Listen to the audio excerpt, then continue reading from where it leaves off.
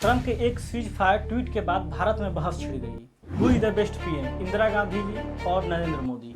आखिर 1917 वॉर की क्या स्थिति थी? इस बात को शशि थरूर जी ने भी एडमिट किया कि उस समय की सिचुएशन काफी अलग थी।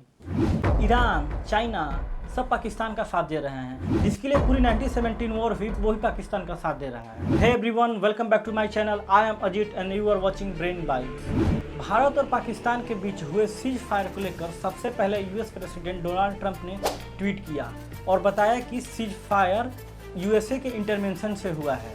इसके कुछ ही देर बाद foreign secretary of India Vikram मिस्त्री जी ने भी कंफर्म किया। It was agreed between them that both sides would stop all firing and military action on land and in the air and sea with effect from 1700 hours Indian Standard Time today.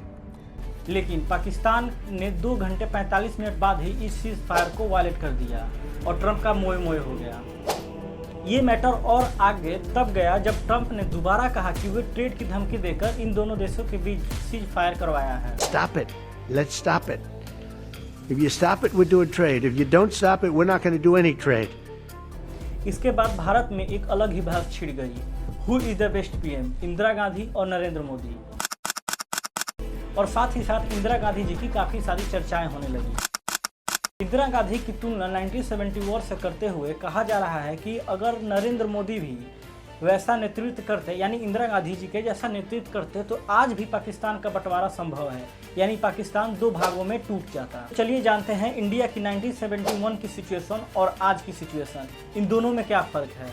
आपको बता दूं कि 1970 war Bharat और पाकिस्तान के बीच हुआ था और पाकिस्तान 2 भागों में टूटा, ईस्ट पाकिस्तान और वेस्ट पाकिस्तान। ईस्ट पाकिस्तान जो आज का बांग्लादेश है और वेस्ट पाकिस्तान आज का वर्तमान पाकिस्तान। इस वॉर में लगभग पाकिस्तान के 93,000 सैनिकों ने आत्मसमर्पण किया। Before the Indian army can think about leaving Bangladesh, 93,000 Pakistani prisoners of war will have to be transported to India.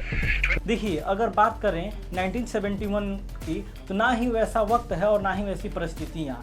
तब भारत और पाकिस्तान दोनों में से कोई भी परमाणु स्टेट नहीं था।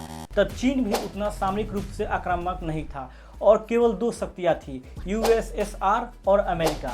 और इनमें से भी एक शक्ति यूएसएसआर पूरी तरह भारत के साथ था। India and the Soviet Union signed the Treaty of Peace, Friendship and Cooperation, which specifies mutual strategic cooperation. This is a key development and Prime Minister Indira Gandhi's master stroke.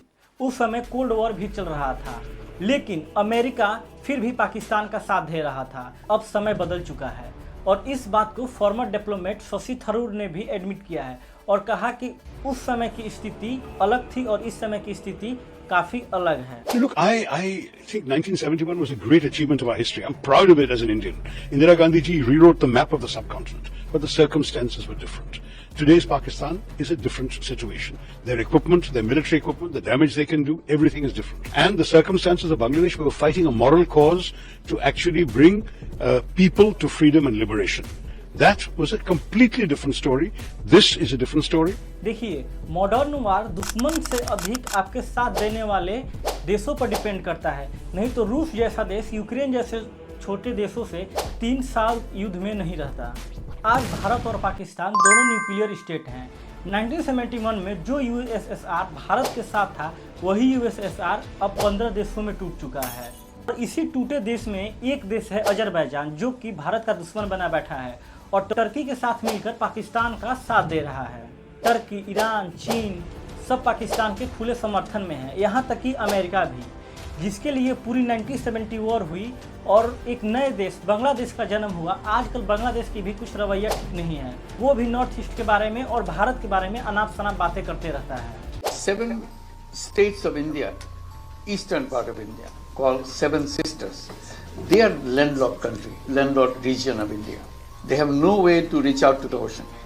We are the only guardian of the ocean for all this region. अगर हम कहें तो ये war सिर्फ भारत और पाकिस्तान की नहीं, बल्कि मल्टी फ्रंट वॉर भी बन चुका है और शायद भारत को ये परिस्थितियां भा नहीं रही। टर्की के ड्रोन मोर्चे पर हैं, वही टर्की जिसे भारत ने दोस्त कहा था और वहां भूकंप के समय ऑपरेशन दोस्त चलाया और उसकी मदद थी।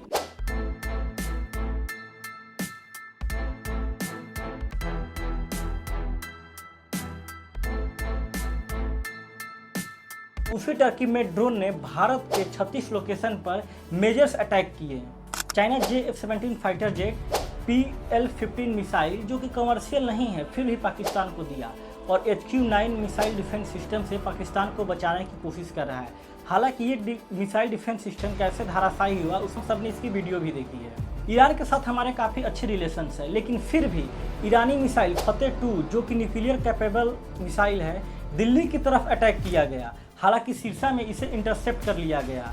ईरान के साथ भारत की कोई भी दुश्मनी नहीं है, लेकिन फिर भी वो पाकिस्तान को मिसाइल सप्लाई कर रहा है। ये तो रहे भारत के एनिमीज कंट्री, और भारत के फ्रेंड्स कंट्री भी बहुत सारे हैं। इजराइल, रूस, फ्रांस, ये सब कुछ मेजर फ्रेंड्स हैं। रूस ने भारत को SU-400 मिसाइल डिफेंस सिस्टम के साथ साथ SU-30 MKI, MiG-29 UPG और बहुत से मिलिट्री इक्विपमेंट को प्रोवाइड कर भारत के साथ मजबूती से खड़ा रहा। रूस UNSC में भी भारत के साथ हमेशा से खड़ा रहा है और पाकिस्तान के मंसूबों पर पानी फेरता रहा है। वहीं दूसरी तरफ इजराइल ने हारोप और हिरोन मार्क 2 जैसे ड्रोन भारत को दिया। ये ड्रोन पाकिस्तान के स्ट्रेटेजिक साइट, टेररिस्ट कैंप और कमांड सेंटर को नष्ट किया और हाई एल्टीट्यूड सर्विलांस और डीप स्ट्राइक कैपेबिलिटी को बढ़ाया। फ्रांस राफेल जैसे फाइटर जेट और स्कैल्प मिसाइल इंडिया को प्रोवाइड कर इंडियन एयरफोर्स को अनबीटेबल और अनमैचेबल बनाया है।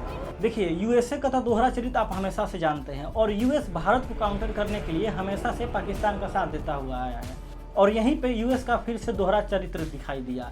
ऐसा कहा भी जाता है कि यूएस का दुश्मन होना उतना खतरनाक नहीं है जितना कि उसका दोस्त। यूएस का रियली चेहरा आज सामने आया।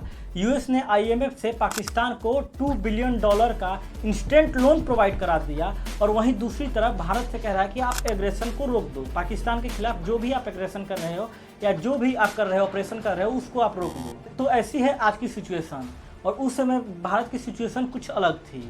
तो फ्रेंड्स, ये थे कुछ फैक्ट 1917 वॉर के और वर्तमान वॉरफेयर के। बाकी आपको ये वीडियो कैसी लगी हमें कमेंट सेक्शन में ज़रूर बताएं। मिलते हैं नेक्स्ट वीडियो में।